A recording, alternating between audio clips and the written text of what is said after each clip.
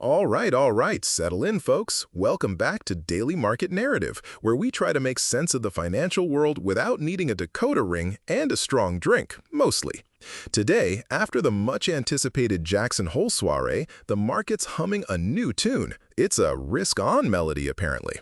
Corporate earnings are apparently still robust, which is nice for them, and those nagging worries about the consumer suddenly being weaker than a wet paper towel have been politely escorted out of the room. The big takeaway? It's now a foregone conclusion, a done deal, a done and dusted certainty that the Fed has hit the big red restart button on rate cuts. No need to second-guess that, right? Now, let's dive into Dave's take on this whole risk-on fiesta.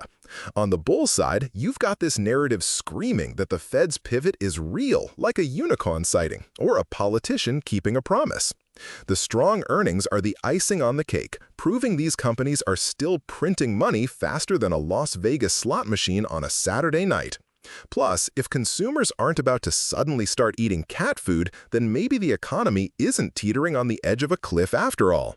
It's a comforting thought, like finding an extra fry at the bottom of your fast food bag. But, and there's always a but in this game, isn't there? The bears are grumbling that this optimism is built on Jenga blocks stacked precariously high.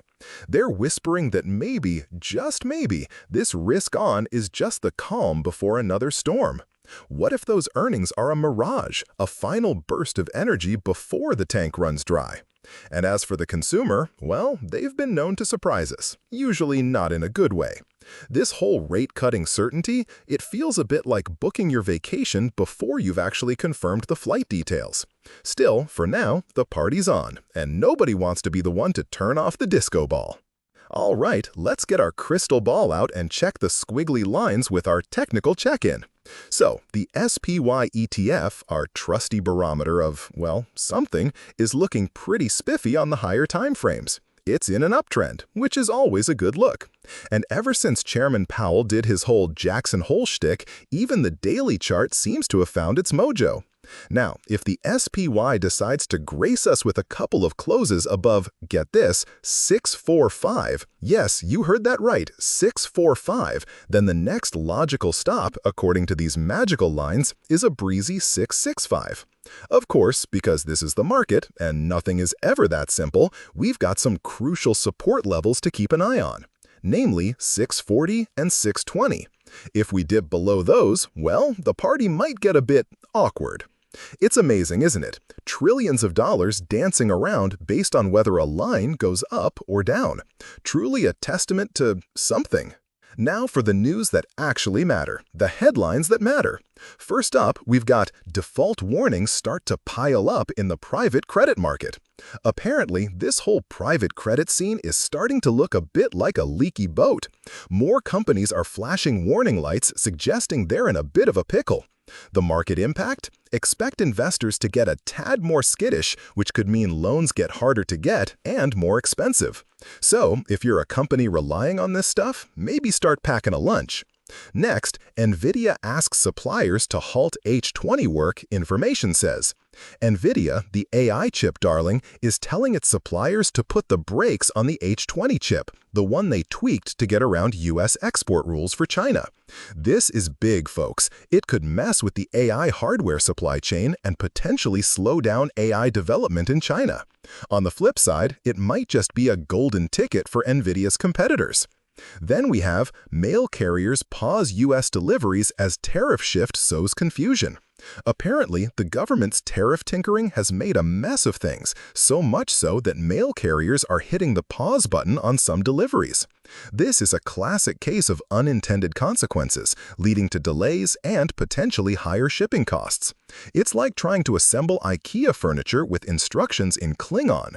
Moving on, a headline we've already touched on but is worth repeating, Treasury yields fall as Powell signals Fed rate cuts could come soon. Yes, the market heard Powell, yields dropped, and everyone's feeling a bit more chipper about borrowing. Cheaper borrowing is usually good for business and consumers, and it pushes investors towards riskier assets. Makes sense. Then a bit of tech drama. Elon Musk asked Meta CEO Mark Zuckerberg to join xAI bid to buy OpenAI. filing shows.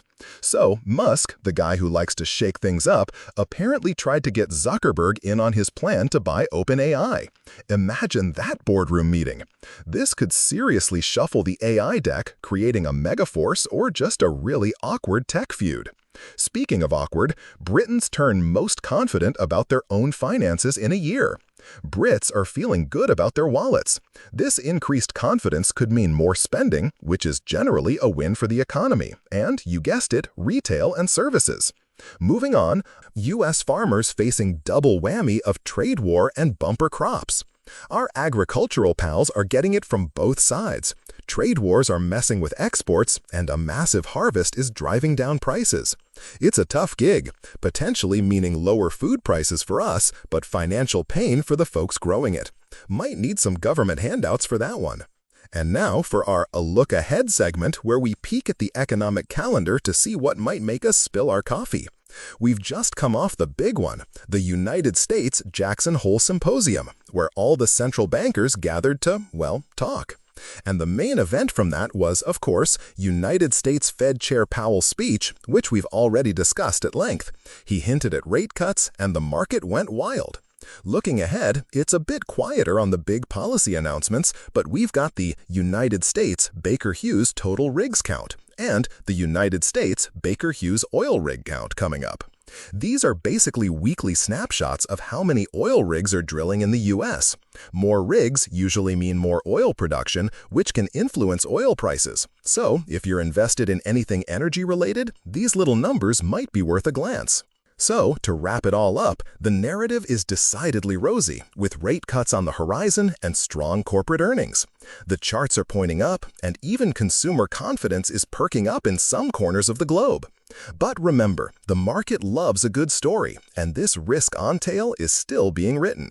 Keep your eyes on those headlines, those squiggly lines, and for goodness sake, don't forget to check if your own finances are ready for whatever comes next. That's all for us today on Daily Market Narrative. Stay invested, stay informed, and try not to spill that coffee. We'll see you tomorrow.